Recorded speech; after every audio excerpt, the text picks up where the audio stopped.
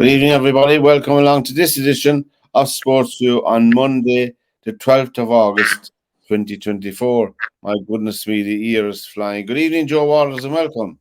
Good evening, Pat. Now, Derwin will be joining us as soon as he's ready. Well, tonight on SportsView, I suppose we'll be coming. Well, the biggest sporting event in the planet finished over the weekend, which for anybody that was around was the Paris 2024 Olympics. And from an Irish perspective, it was very successful because we won 7 medals and a couple of goals, which are fantastic. We came, I think, 20th in the medal table, which is astonishing for the size of our country, you know. And did you watch much of the show? I did. I did get to watch a good bit of it. And actually, Spain won the gold medal in the men's soccer tournament, Yes. which I was delighted to see because, personally speaking, Henri, one of the cheats in football, was the manager of the French team, and it would certainly stick in my throat if they had been successful, you know. But however, Spain prevailed, and the USA won the women's gold medal, which was good to see as well. You know, they have a good pedigree in women's soccer anyway, as we know. You know, down through the years. So yeah, they do. They it do. was no big surprise, really. You know. Yeah. You know, it was astonishing to read how many of the Spanish teams have won high level tournaments like world tournaments and what have you, men's and women's. Yeah. It's unbelievable. I mean, what they've done with the game in that country, how they're developing it throughout their age groups and both male and female, is absolutely unbelievable. Yeah. It's reaping the benefits of their investment as well. But as you said, they're now. I think they're now a powerhouse of soccer on the world stage. To my mind, they're probably the number one country in the world for soccer. They are now, certainly now, because of how many of their underage teams have been successful at the World and European Games. Yeah. But I mean, they've been a world power for a while. When you had the likes of Xavi and Iniesta and Carlos Puyol and all those guys playing from Busquets and Piqué. You know, they did a great job of developing talent throughout the years, and now they're really beginning to reap the benefits of it. Yeah, they have, and we both spoke about that so many times, and all of us in the show here, that it's not rocket science, you know. It's like the Olympics. You put in the investment, you put in the time of grassroots, and you'll reap the rewards of it. You know, investment in sport in Ireland has gone from 90 million euro to almost 500 million, and we're still way behind other countries, but you can see the benefits of the investment. You know, you can see it, and the country gets a whole lift. All sports get a whole lift because sport is in the is thing, and all the kids are participating, have new heroes to look up to as well. So that makes it doubly important, you know.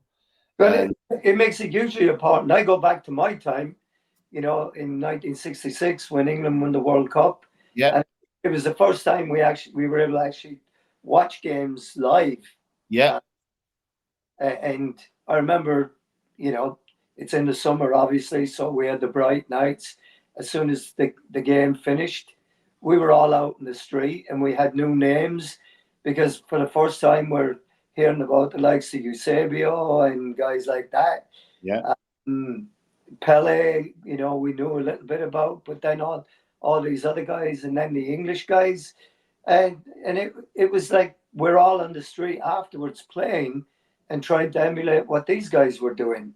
Exactly. Because the only thing we'd ever seen, and no disrespect, it was up the Markets Field, and that was terrific for us. But Yeah. it's a whole different level lately that you were watching.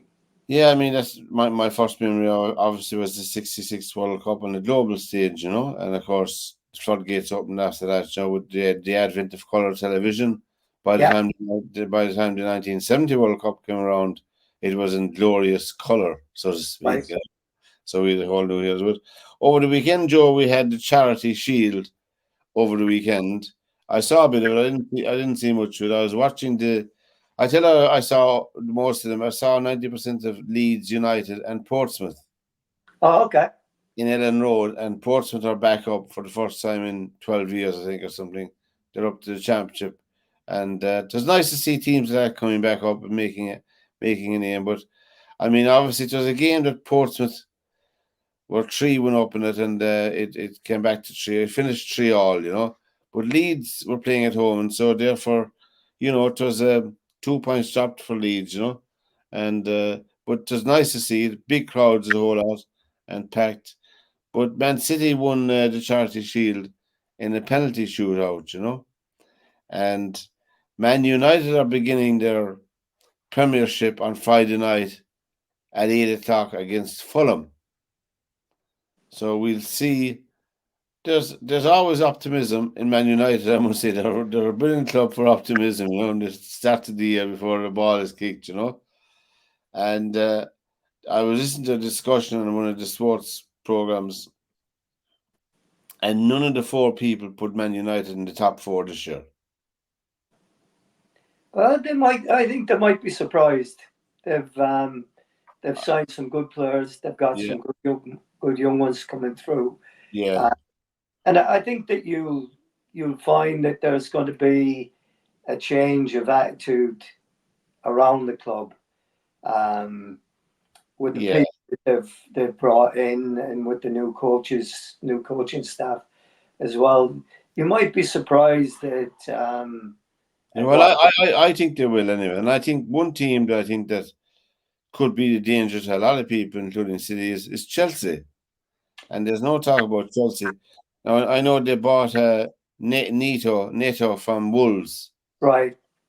for 50 million plus. That's Chelsea. Not because they bought him. I think they're a good team. I think they'll be thereabouts myself. They're We going have to. It's the going to be interesting to see exactly what happens there, and it's going to be great. interesting to see how Maresca gets them setting up and playing. I watched a little bit of them playing Man City over here in the US. I watched it, and they looked a bit of a work in progress. Chelsea. Yeah, and needed a lot more going on. Um, but again, I mean, they haven't been shy in spending money and bringing players in. I see they look like they're bringing in another guy. Is it what the Portuguese guy that they're looking at bringing in that they Yeah, had last year on loan? So they're they're still out there splashing the cash. So yeah, I mean, they've got and a lot of good young players. So it's going to be very interesting to see how they do. well, our friends in Wrexham began their life in Division One with a 3-2 win at Wickham. And I saw a bit of that as well over the weekend. And Rangers and Celtic had their usual wins in the Scottish Premiership, which is a two-horse race. It's terrible to say it after one game or two games, but really, when you have two clubs who have all the money and all the resources, and the rest of them are playing catch up, it doesn't all go well for soccer in Scotland. And then, that's not to put them down. They're a decent standard as well, but still. So it's nice to see Liam Scales from the Republic of Ireland. He plays in the back four, back three for Celtic. He had a decent game. But they won anyway, Celtic. And Wayne Rooney began his life as a manager with a 4-0 loss. So the Plymouth Argyle and Man United, I would say there. But who would you see anybody? What did I say? Competing with Man City to win the league. To be honest, I'd say no. I think that it's they they've just. I mean, I watched them again this time. Like I said in over here, it blows me away. I'm watching a guy with a number 97 on his back, Yeah. right? Who has 97 players at their club? You know what I mean? I mean, it's like, please, what's going on? I, it just blows me away that you you know if you don't have all your guys there, then okay, that's fine. But it doesn't stop you from going 1 to 18 with your numbers. Yeah. And they're so rich, they can afford a set of jerseys. They can put names on the back of them with different numbers. You Yeah. know, I just don't get it. It blows me away. That was I'm looking at that and I'm going 97. That just it just did me in. But looking at the young players that they've got there, I mean they've got some terrific players, young players, They and have. and I mean not a lot of people. You know, they're all talking about Liverpool having these good young players and this, that, and the other thing. You know, Man City have got more than their fair share. And I think with the size of the squad they've got, I mean, I I think it's hard to see past them doing it for what will it be now, 5 in a row if they win that this time. It'll be 5 in a row, and also I think Liverpool are under a new manager as well, which will take its own dynamic to flow through the team. Yeah, Liverpool, and then we had Newcastle, who I would think have a good chance of finishing in the top four as well. Um, you have Liverpool, Man United. I think they'll be there or thereabouts myself. And just hard to know my own team who were relegated last year, Luton Town, are playing as we're on air tonight, and they're a goal behind after 6 minutes against Burnley. So in Kenilworth Road. So we wish them the best in it, but they brought a bit of excitement to the Premiership last year, I must say, for honest endeavour. They were number one in my book, not because I'm a supporter of theirs, Luton Town, but the teams well, have, I think they were everybody's hope that they wouldn't go down because yeah, they'd make such a good fist of it. I mean, everybody had them uh, relegated by Christmas, and they certainly were not that, and they proved to be a very, very uh, decent uh, team to watch and to battle. I mean, they I see that Ross Barkley's gone to Everton.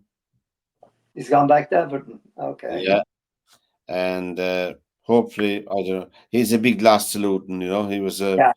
He was one of their main playmakers and creative players. But there you go.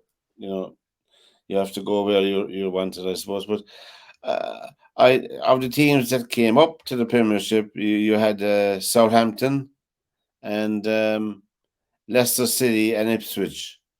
The three of them came up. I one of the sports fellas on Radio 5 Live said that of the three teams, he reckons that the team that is most equipped to stay up from the promoter sides is Southampton. He thinks of the three of them. He thinks Ipswich Town and Leicester City, although Leicester are not that many that are not gone down that long ago. But he was saying that teams coming up are at a disadvantage, resource wise as well, and players, because if you're a player who are, it's very hard to attract Premiership quality players to clubs who are newly promoted, because players are worried about their future, about their careers and all, and particularly players who are competing in the Premiership level, they don't want to be as part of a team that's going to be relegated, or the possibility of a struggle. I don't know. There's so many times but it's all Yeah, about I money. mean, there's still an awful lot of players that want to go there because they want to get into the Premiership and Yeah, they want to put themselves on show. I think exactly. that Leicester's biggest problem is not their team because they've got good players. I know that they sold uh, your man Shrewsbury Hall to Chelsea and what have you, but they're bringing some other guys in. Um, their biggest problem is going to be the points deduction that they're facing. And that's I. To be honest, I don't see how someone can turn around and say that Southampton are um, better Equip. to stay in the Premiership than Leicester, who won the second division last year, and Southampton won in a playoff, and they were second best for a good bit of that game. So They I had look. Yeah, they had look. they did have luck, and so I don't know. It's always a struggle when you in this day and age when you're coming up. In the old days, it used to be a much better opportunity. Although a lot of teams did get relegated pretty quickly after getting promoted. But some, like Derby County and Nottingham Forest, went on to win the first division title after they got promoted. So, Yeah, that's uh, true. but in this day and age, I think something like that happening is uh, a bit far fetched. But I think if one of them is going to stay up, I think it'll be Leicester, unless they get an absolutely huge point deduction. Um, I, I don't know what's going to happen there. I hope it won't be too severe, because it'll deflate. It'll take an awful lot away from the club if it happens. Oh yeah, It- it- it'll be huge. And again, I don't. I mean, and it may be comparing apples to oranges, so I don't really know. But well, if Leicester City are going to have a major points deduction, the same as Derby County did, and then surely it follows that Man City will face that's the exactly same what I fate. Yeah, that's exactly what I was going to say. Everton get deductions. Forest got deductions. Now Leicester are going to get them. Derby were nearly ruined. Birmingham City had some issues like that as well, I think. So, Yeah, and there's one club that sails above it all, and even Chelsea. I mean, Chelsea are there in that frame as well. How did they get away with spending so much money over that period of time yeah, yeah. compared to There's everybody questions else? being asked. So it just I don't know. I really don't know. There's something going on. They're doing a very good job of keeping it under wraps, and when it comes out, it might just be, it might change football Well, for no, a good bit. it could indeed, it could indeed. Um, You're with Joe and myself here on SportsView on learnmedia.tv. Press the red button on the right hand side to subscribe to our channel. It's very much appreciated. We're here every Monday night. And you can comment on the info@learnmedia.ie and send us an email if you want us to raise awareness about anything. The Rugby Championship began over the weekend. The Rugby Championship is Australia, New Zealand, South Africa, and Argentina. And I saw all South Africa Australia match, and they absolutely destroyed Australia. That's South Africa 33-7. Wow. But the other game, Argentina beat the All Blacks in their own backyard 38-30, which was a phenomenal result for Argentina. And you can imagine, it makes the championship interesting now, and because New Zealand have to go away next time, they're playing at home, and Australia, but goes to show any team can beat any team on the day. but I thought that was a surprise over the weekend. You know, Well, I mean, in Argentina are a tough team, oh, and they've got, you know, they've got all the right characteristics to be a successful team. I mean, they're hard nosed. They're, you watch them in football. The defenders are very, very tough. physical, Oh, not yeah. afraid of it, and their offensive players are very creative, and they're transferring that to the rugby side of it. So I mean, they've been threatening for a while to start They making have, bigger I impact. know, and they had very good form in the World Cup. Yeah, They have a young team, and they did very well, and they're getting better, as you said. They're improving, you know, and well, they put us out a few times out the World Cup as well. Argentina did, yeah. so you know. So over the weekend, then we had the two golf tournaments in the Olympics, both the men and the women. Now the two fellas we sent, Rory McIlroy and Shane Lowry, were never in the hunt. Never. They never got into it. So that's the way it goes. Scotty Scheffler won the gold medal for America in the men's. But I was delighted to see a golfer in the women's, Lydia Ko, who I've been seeing the last few years playing. She's a great attitude, you know, for New Zealand. She made history because she's won an Olympic medal at all the golf tournaments so far. She's a full set now, a silver, a bronze, and a gold this time around. She's been very, very good, you know, very unassuming character, but great win for her, you know. Delighted to see her, you know. And we our golfers came down near the bottom in the ladies. I mean, there was something like, I think Leona Maguire was something like 34 shots behind the winner, Oh wow. which we might have been better sending two very good amateurs. I don't know how it works, but anyway, there we go. And I know only one person can win, but nevertheless, we should be be competitive, you know. But we Yeah. weren't, and that's it. We weren't, as simple as that. Our next match, of course, for the Republic of Ireland is against England in Lansdowne Road. Our next match in soccer, and, and I think it's already sold out. House, you know, for tickets, you know. But it's ironic. Both teams will have a new manager. Right. Ireland has an Icelandic, and it may be the case that the English team might have an Irish manager. Yeah. Yeah.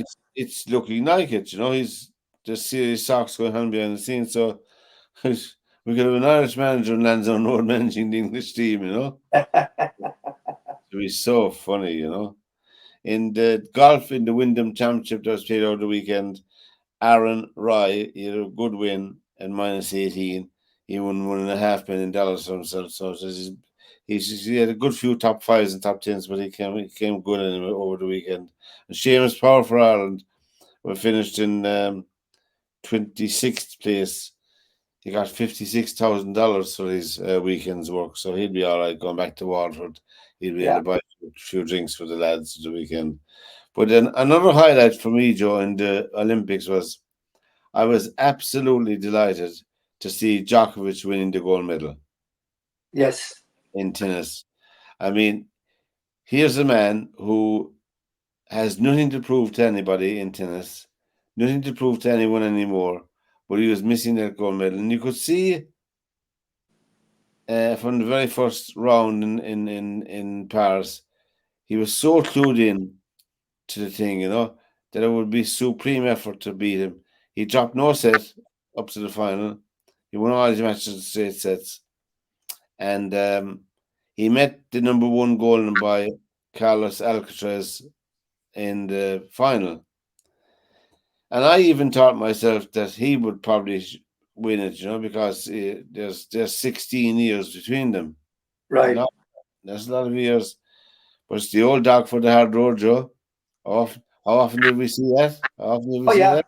Yeah. And I mean, you could see though at the end, his reaction at the end of it, how he went into the stands, to be with his family, his wife and his kid, and what have you, how much it actually meant to him. And I think that is the difference in the Olympics, because it really is such an individual kind of a sport endeavor. I mean, you're going for a gold medal. I know there are team efforts in there, Yeah, but they're mostly individual, and yeah, it's the first time that most of these people, um, I mean, like Djokovic, for instance, you know, for him to stand on the podium and listen to the national anthem being played as the flag is being raised, um, very few people get to experience that, And I was thinking about it as I was watching it, and watching the reaction of some of our athletes when Around the Vein was playing yeah, and yeah. flag raised, and I thought, you know, how lucky an athlete is, whether you're a soccer player or what have you, whatever it is, but to stand in the middle of the field representing your country, listening to your national anthem, or being on a podium listening to your national anthem being played. And it's a whole different thing than playing a club game or playing an individual tennis match, for you know uh, uh, one of the big tournaments. It just so much more, and It is. you can see what it means to those athletes to do that. What was it? There was 11,800 athletes took part in the Olympics, and obviously, was it something like 8 or 9% would only win medals or something like Yeah. that. But it's a huge thing. Now, Paris, the competitions were very good. The But athletes, I thought that some of them were absolutely brilliant. I mean, I watched, I tried to watch a bit of everything. Um, and, I watched the swimming, I watched a lot of that. And I mean, some absolutely fantastic performances in the pool. yeah, Um, I was going to make a complaint because they didn't show enough of beach volleyball.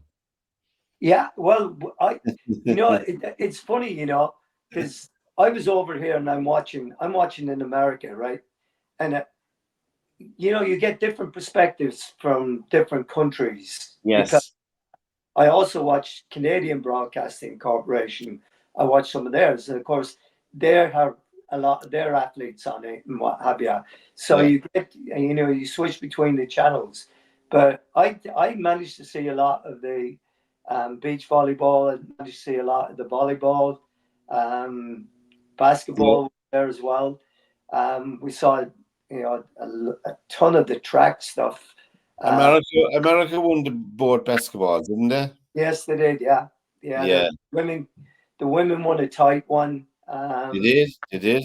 Uh, so they did that. But I mean, just watching the races in the pool and the Yeah, races on the track, and watching, even when you're not thinking about the gold, silver, and bronze, just the personal best that these athletes were able to pull out themselves in these competitions. I watched the Irish boy in the 1500 meters in the rough charge coming through that. What a race he ran in that to get into the Olympic final. You know, yeah. and people forget, that there's performances outside of the medals Oh, that yeah, are yeah. absolutely fantastic. You I know, mean, and Sierra 11 did astronomically well to get to the final yeah, in yeah, the high hurdles. You know, from yeah, them, when you look back at the years she had in her personal life as well, she did amazingly well. You know, yeah, her fiance was killed, as you know, right, who was Craig Breen, the rally driver. He was killed during the year, and so I mean, emotionally speaking, I mean, to go to the Olympics and to run the heat, run the semi final, and get into the final, I think it was a major, major achievement. You know, yeah, like all the athletes, whether they won medals or not. You know, an awful lot of them did run personal bests, which right. people, you know, which is not an easy thing to do in that environment, in that particular environment, because you have all the other countries to contend with as well, and all the other Oh top. yeah, and every one of them is bringing the best that they've got on the day. I mean, I watched the men's, was it the men's 5,000 meters? What a race that was. Ingebrigtsen. Yeah, well, and then maybe it was the 10,000 I watched where the American lad came in second, Yeah, yeah. and it looked like he'd hit the wall at one stage, that he was not going to make it, and then he found an extra effort and came through. And then in the men's 400 meters, the American coming from behind, and you could just see, and it doesn't matter what country he's from, but you just see in his face the effort that he was putting in when Yeah. he was getting there, the expression on his face that he was not giving up until he got those guys back. And then the British runner in the girl in the 800 meters was, Oh, Bell. yeah, Oh no, Hutchinson, who won the gold medal. Yeah. yeah, And in the 1500, yeah, you had the English girl who ran into bronze in the yeah. 1500. And then She had given up running for a few years, yes, yeah, and her father was interviewed yesterday morning on television, but very interesting story, and she got she got her Olympic medal anyway, but yeah, yeah. And then the men's 1500. yeah. What a race that was! What a great race that was! And I mean, Ingebrigtsen you couldn't back him; he was a very hard favourite, oh, and I know. but he tried to burn off the field, as you Yes, saw. they did, and that's I watched the interview with the three lads afterwards, and Kerr, the Great Britain guy, says, it's very hard to go out on your own and not have a pacer do the Yeah, run for you, yeah. and but to go out on your own and do that at a level of this, a In race. in an Olympic final. Yes, yes, and it was just a fantastic race. You could there were just so many.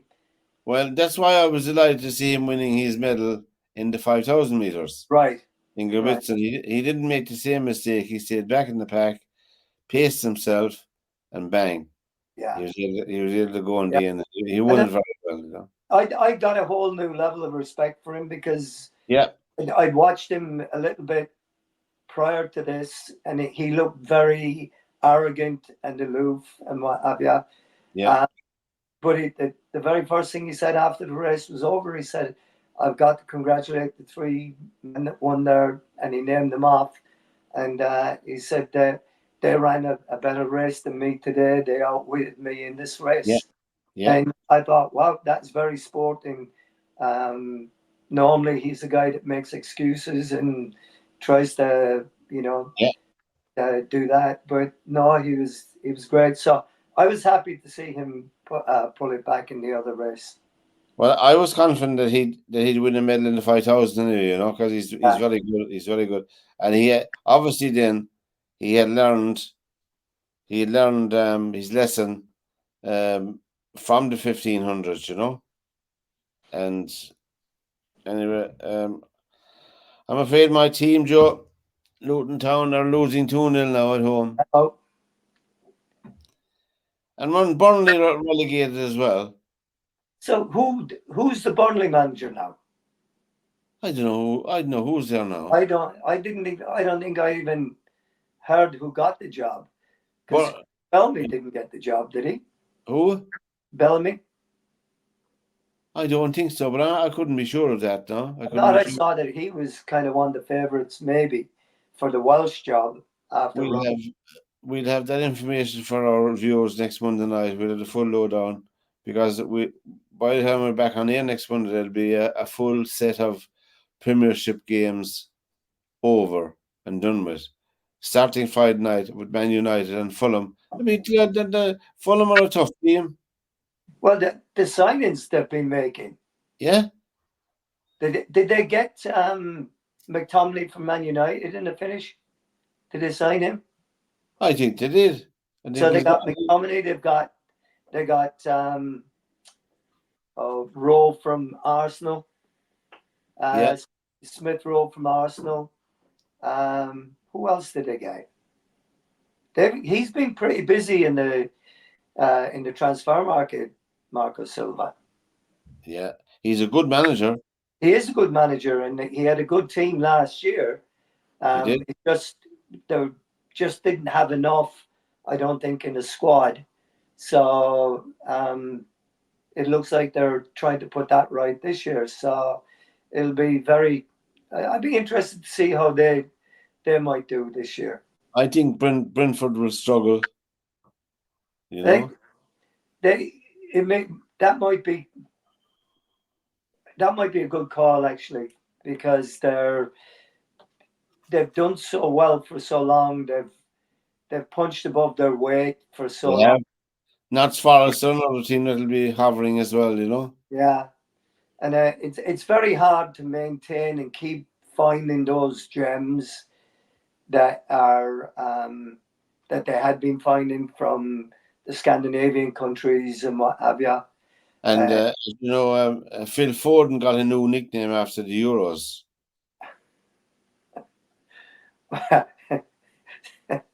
Zero goals, zero assists in 7 games. 007. The press can be cruel at times. No, they don't spare you. You know, they don't No, spare they you. do not. They do But not. he's still a fantastic player. You know. Oh yes, he is. A lot of people forget that many of those players, not making excuses, are young players. They're And young that's the thing with it. You and know, different how and old is different. Phil Foden? Was he 24, 25? Yeah. And Something like a lot of players take longer than most, different times to mature. To mature as a soccer player, you know. You Well, know. they they say that a player is at his best between the ages of about 27 and 29, 30. That they have now. They've still got the physical ability and capabilities to do Yeah. what needs to be done in the game, but now they've got the mental aspect of it, the psychological aspect of it down, and that's why you see, you know, the average age of a World Cup winning team, I think, is about 27, 28 years of age, and there's usually one young one, Yeah. the younger ones, and a couple of older ones. And Well, you know, by the way, Joe, happy birthday to Roy Keane today. He's 53. is he really? And 53. what do you make of this new movie coming out then? Well, Saipan, Yeah, I don't know. What will it do? It won't do anything for soccer. Well, I can say one thing with hand and heart that it won't make any difference to Roy Keane anyway. no, He'll just over his head, you know. yeah, But the media will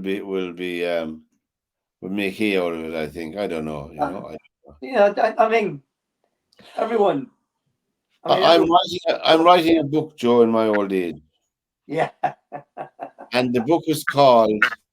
Well, the working title of the book. Don't I sound very posh? The working title of it's a sports book.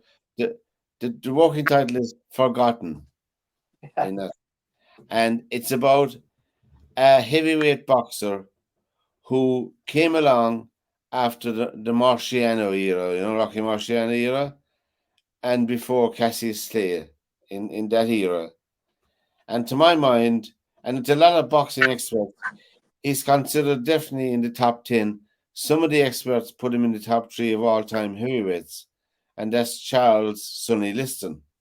oh yeah, And one boxer, what was it, Cleveland Williams, said, I was never hit so hard in my whole life, you know, when he got a belt. He had 15-inch fists closed, 15-inch. Can you imagine putting him into a glove, you know? yeah. He was Yeah, I thought he was a great fighter. I mean, but brilliant. there was so many great fighters around at that time. You know, Floyd Patterson and guys like that. You Yeah, know, they were. I mean, you tried to think back in those days. Well, in after Marchand, well, you had Archie Moore, who was on Right, forever, who was boxing both light heavyweight and heavyweight. You had Floyd Patterson, you had Emilio Johansson, you had Zara Foley, Eddie Macomb, Cleveland Williams. I mean, you had sensational heavyweights around at that stage, you know. right. And Cassius Clay came along and overshadowed the whole lot, you know, Well, he did. I mean, but you had, because of his personality. yeah, and I mean, I mean, he was a whole phenomenon unto himself anyway. Yeah, But he I mean, was. but there was so many good fighters around that time. You know, you're looking at George Chuvalo, you're Yeah, looking at Henry Cooper, you yeah. know, Brian Yeah. London was even around at that time fighting. Oh God, some of the other guys that were, I'm trying to think now, uh, that were, uh, that all fought Ali or Cassius Clay, whichever he was at the time, and that so giving such good fights, um, and the heavyweight division at the time, you could get great fights all the time. All the time. You know, Joe Fraser came along, George Cavallo, George Vallo, what? Who was the guy? Jerry, what was his name? Jerry Quarry. Jerry Quarry, yeah, Yeah. Jerry and Quarry. A decent boxer. A decent yeah, boxer. yeah, Jerry but Quarry. all overshadowed by Ali. Ali and then Joe Frazier. You know, when they came along. So George. Ken Norton.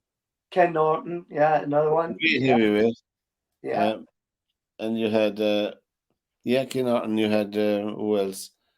Well, I have a lot of stuff done, and a lot of research done on it, and I have a lot of stuff, just collecting stuff now, put it all together. But um, uh, uh, the Sonny Liston was very much maligned by the writers at the time, Oh and well, uh, that whole fight with Clay, that when he, when he got knocked out early in the what was it, the first round. yeah, Uh, no, so I mean that tended, but I mean his reputation before that as a hard man and as a bad man I mean was the Floyd Patterson was a clean cut black heavyweight champion, yes, and his manager at the time, Costamato, they dodged Liston for 2 years, even though he was the rightful number one. He'd beaten everyone in front of him, everything going. He was entitled to his shot at the title, and they made up all the excuses because of his tie with the mobs.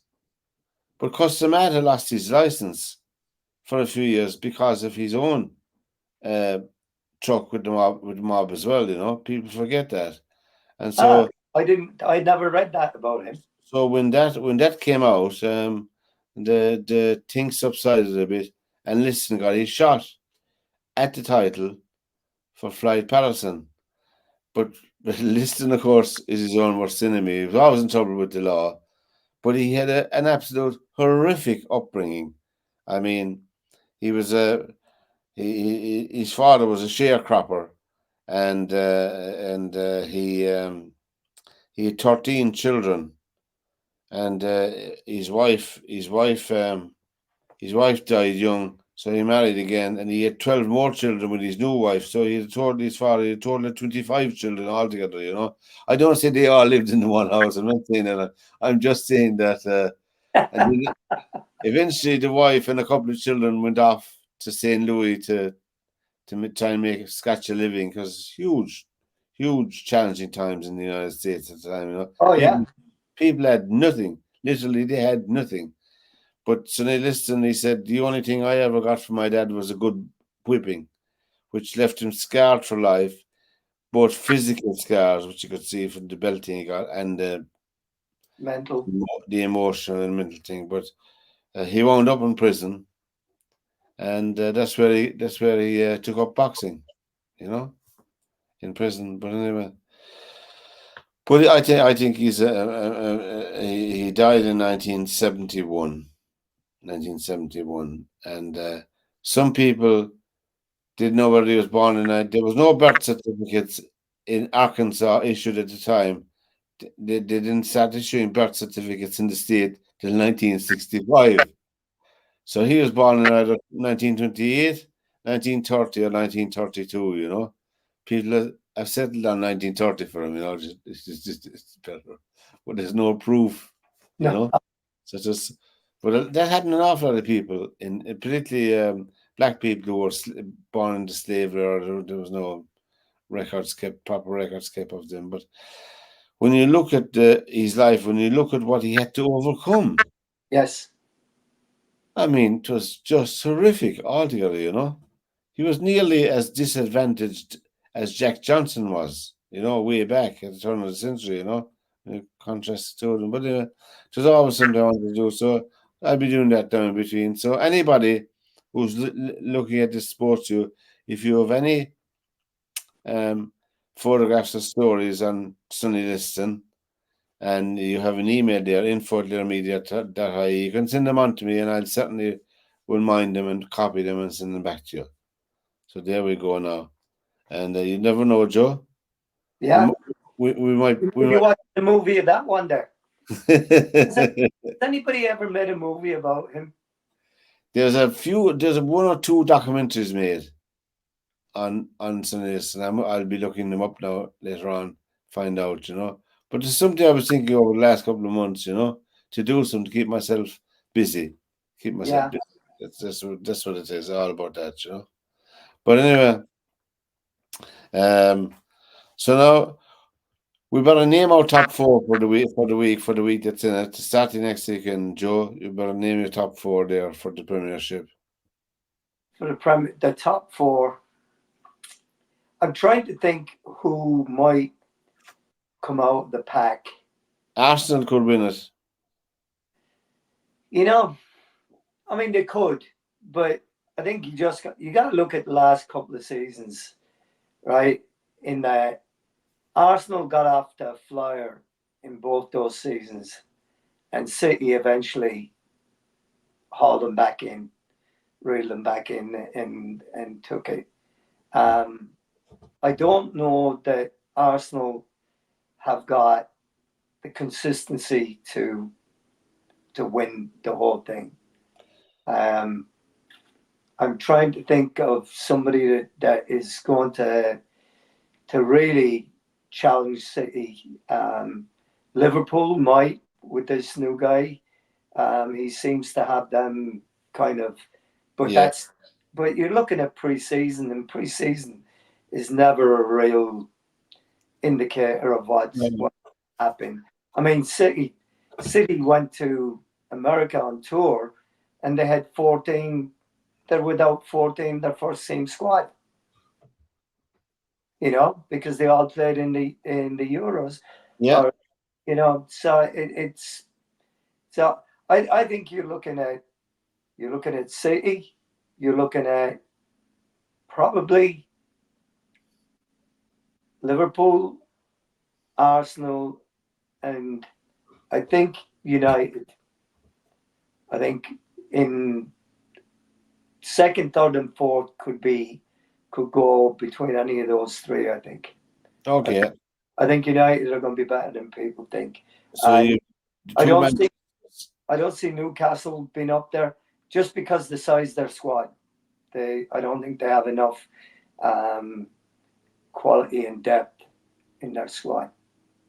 Well, I Everton might be a dark horse. I probably agree with you in that the two Manchester teams will be in top four. I think I know where they'll be. Well, Man City will probably win it. Man United, I think, will be in the top four, and I think Arsenal will be in the top four. And I will.